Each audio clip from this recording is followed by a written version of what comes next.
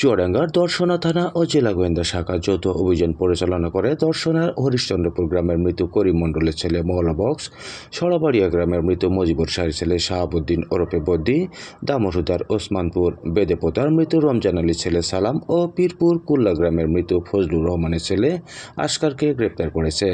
মঙ্গলবার 25শে ফেব্রুয়ারি মধ্যরাতে তাদের গ্রেপ্তার করা হয়। একই সময়ে তাদের কাছ থেকে লুণ্ঠিত 2টি স্বর্ণের বালা, নগদ 25,000 টাকা, 2টি হাসুয়া এবং তাদের কাজে ব্যবহৃত একটি মোটরসাইকেল উদ্ধার করা হয়েছে।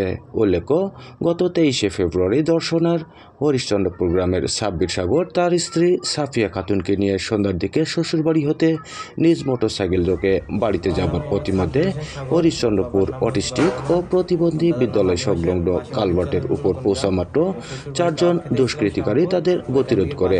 এ সময় আসামিদের হাতে থাকা হাসুয়া দিয়ে ভয়ভীতি প্রদর্শন করে বাদীর স্ত্রীর নিকটতে 1 ভরি ওজনের স্বর্ণের বালা, 8 আনা ওজনের স্বর্ণের চেইন, 4 আনা ওজনের হাতের আংটি জোরপূর্বক ছিনিয়ে নেয় এবং বাদীকে হাসুয়া দিয়ে কোপ মেরে রক্তাক্ত ও হাসুয়া ভোঁতা পাশ দিয়ে শরীরের আঘাত করে নীলাফলা জখম করে বাদীর পকেট থেকে নগদ 45,000 টাকা জোরপূর্বক ছিনিয়ে নেয়।